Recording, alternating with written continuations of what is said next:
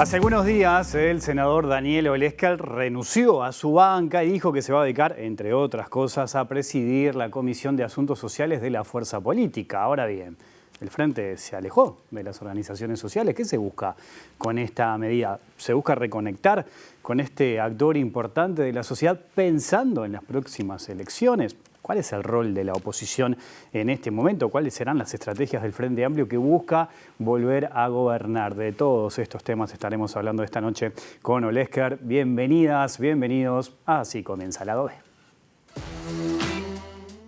B. Y simplemente decir que, bueno, es como dijo recién Juan Castillo, ¿no? Uno no se jubila de la militancia, uno sigue. He entendido y hemos entendido desde la presidencia del Frente Amplio, desde el nuevo comité ejecutivo del Partido Socialista, que bueno, yo cumplía una etapa aquí. ¿A dónde voy? Bueno, iré al territorio y sobre todo a esta tarea de las organizaciones sociales, digamos, ¿no?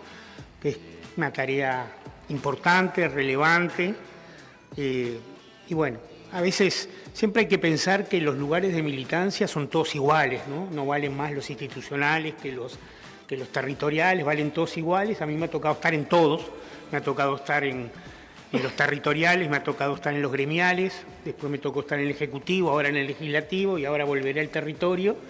Y todo vale para el objetivo que cada uno tenga en su vida. Así que muchas gracias a todos y bueno, con todo nos seguiremos viendo y con mis compañeros de bancada nos seguiremos viendo en la lucha cotidiana. Gracias.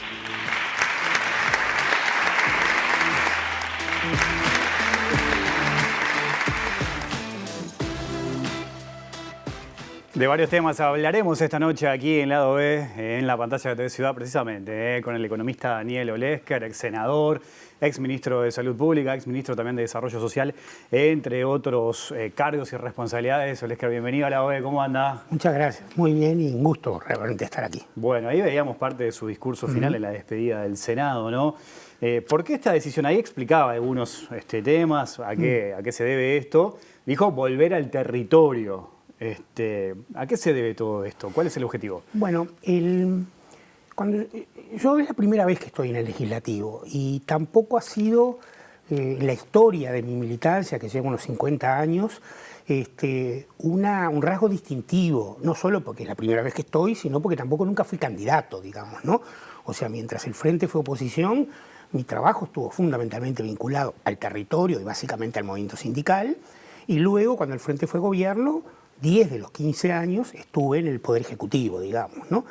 Y en el tercer periodo ni siquiera estuve en el Legislativo. Entonces fue una experiencia nueva, interesante, desde la oposición, de la que seguramente hablaremos ahora, pero yo ya cuando inicié esta tarea tenía claro que más cercano al fin del periodo debía dar también oportunidades a los demás compañeros de la línea, como mi compañero José Pepo Núñez, un compañero más histórico del Partido Socialista, secretario de organización cuando Gargano fue secretario general.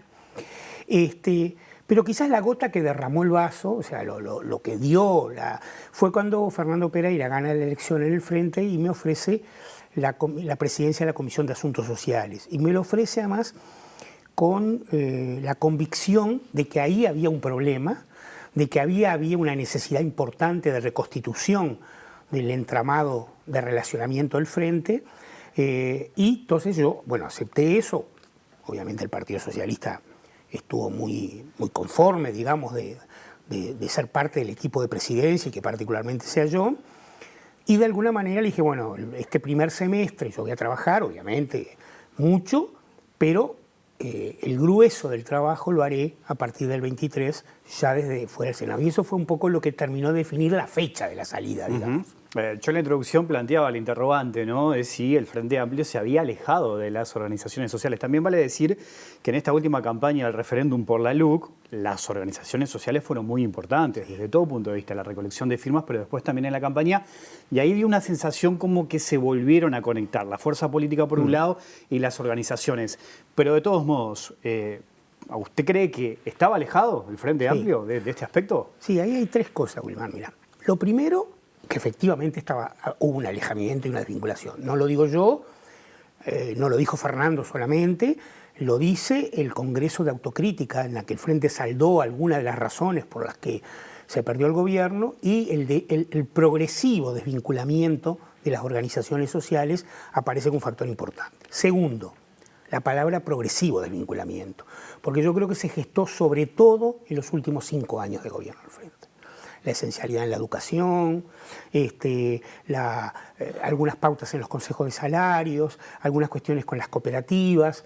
Creo que se gestó más allí que en los primeros. Y lo tercero, y esto un poco es lo que razonamos como estrategia principal en la comisión, es que las organizaciones sociales de hoy son muy distintas a las que había antes del 2005, por muchas razones, por la historia, porque en el mundo hay nuevas formas de organizarse los ciudadanos, y también porque el Frente fortaleció algunas políticas, como la de salud, y de ahí el fortalecimiento del movimiento de usuarios de salud, las políticas, la ley trans y la tarjeta TUS a la política trans, que me tocó a mí otorgarla, y por lo tanto la organización gremial trans.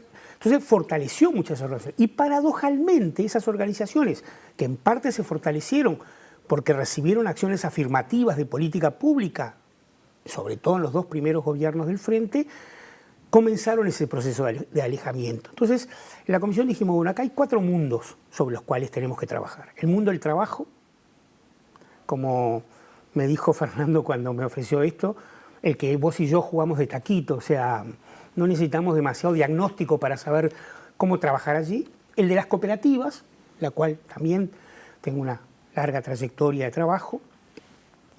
El del mundo empresarial, porque las organizaciones sociales también integran el mundo empresarial.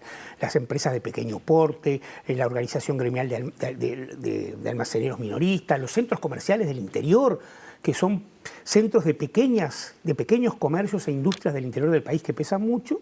Y cuarto, el territorio en su sentido más amplio, ¿sí? Las organizaciones de asentamientos, de ollas, los movimientos de usuarios de salud, los movimientos de las policlínicas, etcétera, etcétera.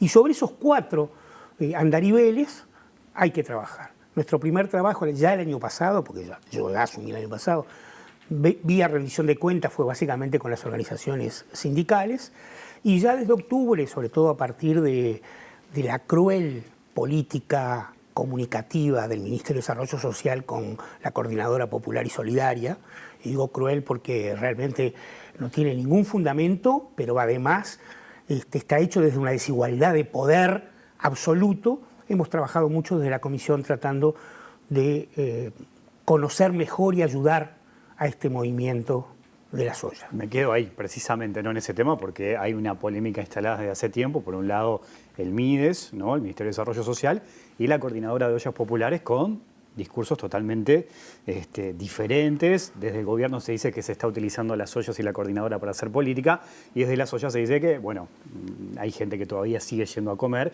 que hay una urgencia y una necesidad en ese punto de vista. ¿Cómo ha visto ese aspecto y ese cruce que se está dando? Primero, lo primero es lo primero. El gobierno no quiere las ollas, no porque resuelvan un problema de alimentación, porque de hecho, para el año electoral, el gobierno se acaba de votar en la rendición de cuentas un montón de dinero para el Instituto Nacional de Alimentación. O sea, el gobierno reconoce que hay, no lo reconocerá explícitamente, pero reconoce implícitamente, porque si no, no tendría sentido que en la rendición del 22 aumentara el presupuesto del INDA en el 23 y aumentara más enormemente en el 24.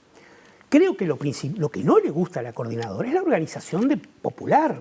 No le gusta que la gente se organice, porque eso, además de resolver el problema de la alimentación, si uno recorre las ollas, ayuda a los chiquilines haciendo los deberes, da una mano cuando una vivienda se está complicando, ayuda para que vayan a buscar un número a una policlínica si la persona no tiene mucha forma de cómo hacerlo. Las coordinadoras popular y solidaria de ollas es parte de un entramado de organización de poder popular, y eso es básicamente por el cual lo quieren destruir. Y quieren básicamente que haya una ONG como Uruguay Adelante que reparta alimentos de manera asistencialista. Y a nivel general, ¿cómo está viendo las políticas sociales del gobierno? Bueno, las políticas sociales en sentido amplio incluyen políticas universales y políticas más focalizadas. Yo creo que la línea general es que hubo una reducción grandísima de las políticas sociales. Una reducción que se expresa en 3 conceptos. Hay menos presupuesto. Hay menos presupuesto para ACE, hay menos presupuesto para la ANEP, hay menos presupuesto para los programas del MIDES, hay menos presupuesto para el INAU. El INAU devuelve una enorme cantidad de dinero ya los 2 primeros años de presupuesto porque no ejecuta. Hay menos dinero en el Fondo Nacional de Vivienda, el más perjudicado a mi juicio, el top de los perjudicados. O sea, hay un problema presupuestal.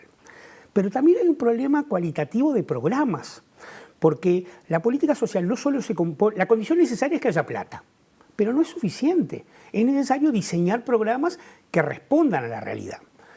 Jóvenes en Red no existe más, los SOCAT, los servicios de orientación y consulta territorial, no existen más, los ETAF, equipos territoriales de abordaje familiar, no están más, el programa Uruguay Trabaja fue sustituido por Accesos, que es un programa básicamente clientelar para que las intendencias repartan dinero a cambio de un trabajo.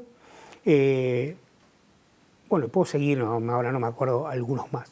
Pero no solo cambiaron los programas en el eje de las políticas focalizadas, también en las políticas universales. El programa de salud sexual y reproductiva, que nos costó mucho, porque incluyó un veto a la interrupción voluntaria del embarazo, que luego yo, siendo ministro, volví a mandar el proyecto al Parlamento.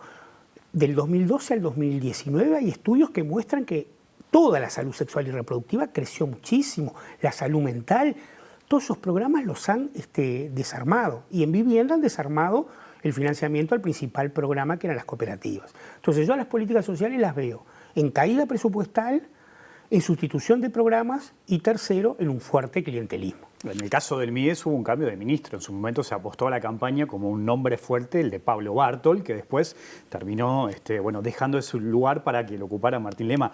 ¿Eso no cree que condicionó en las políticas que después desarrolló y que desarrolla el gobierno? Bueno, cuando me preguntaron sobre la sustitución, yo dije esto. Yo dije, es para peor. ¿Y por qué es para peor? Porque la línea general no cambió. Esto de que el programa Uruguay Trabaja ya estaba con el subsecretario Casey Tabat, previsto como sustituir, Jóvenes en Red lo mismo, ETAF lo mismo. La línea general no cambió.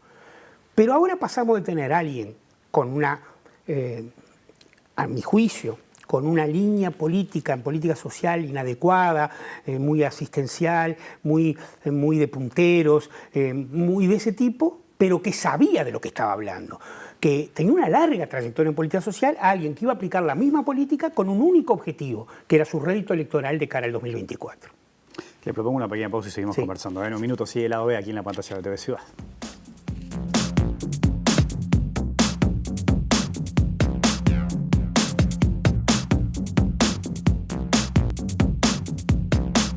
Seguimos en vivo aquí en Lado B, en la pantalla de TV Ciudad, conversando con el economista Daniel Olescar. Después de 15 años, el Frente Amplio volvió a hacer oposición.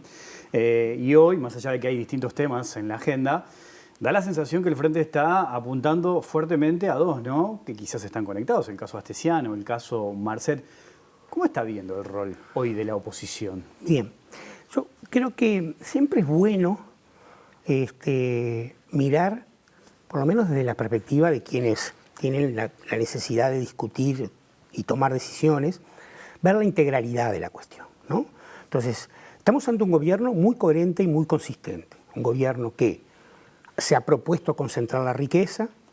Mi estimación es que la transferencia del trabajo al capital va a andar en el entorno de los 4.500 millones de dólares, 8 puntos del producto al final del quinquenio, que se ha propuesto reducir la participación del Estado. Mi estimación es que va a bajar unos 5% el gasto del Estado en relación al producto, o sea, un Estado muy ausente, y que se ha propuesto algunas reformas estructurales, básicamente en seguridad social, en educación, bueno, en medios de comunicación, que quedó trabada, digamos, y en otras áreas que la LUC hizo. Básicamente es un modelo de derecha, concentrador, excluyente, desestatizador.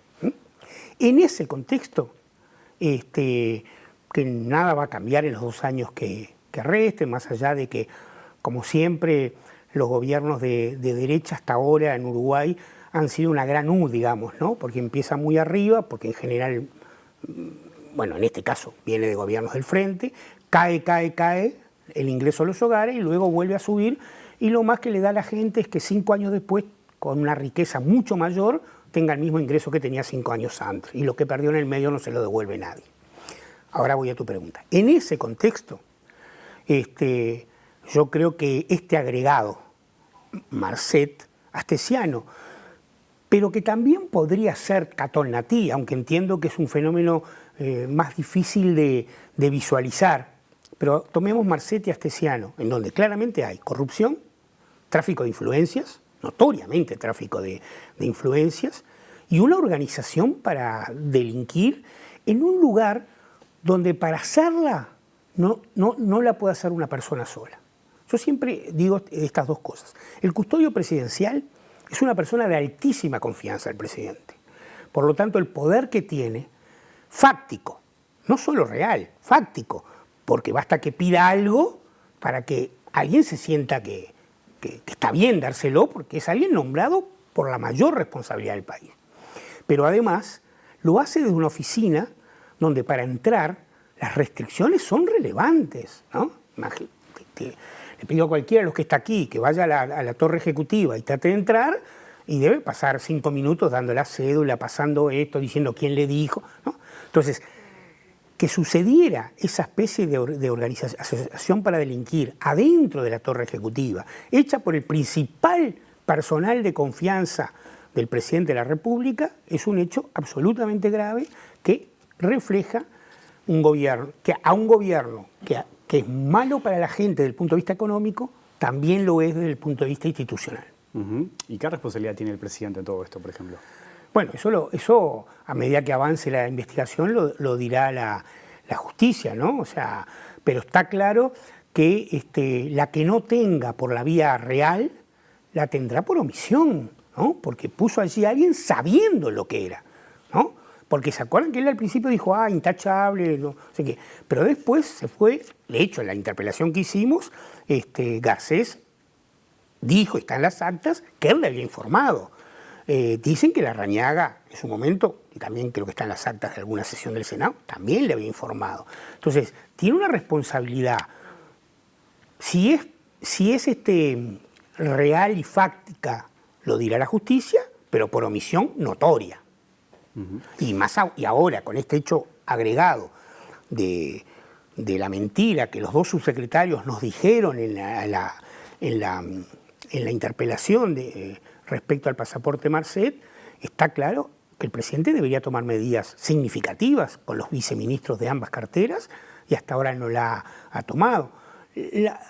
Yo noto en el presidente que quiere minimizar los hechos, que quiere tratar de que pasen medios desapercibidos y que esto termine como un perejil, como han dicho reiteradas veces en la Cámara de Senadores, y esto no es así.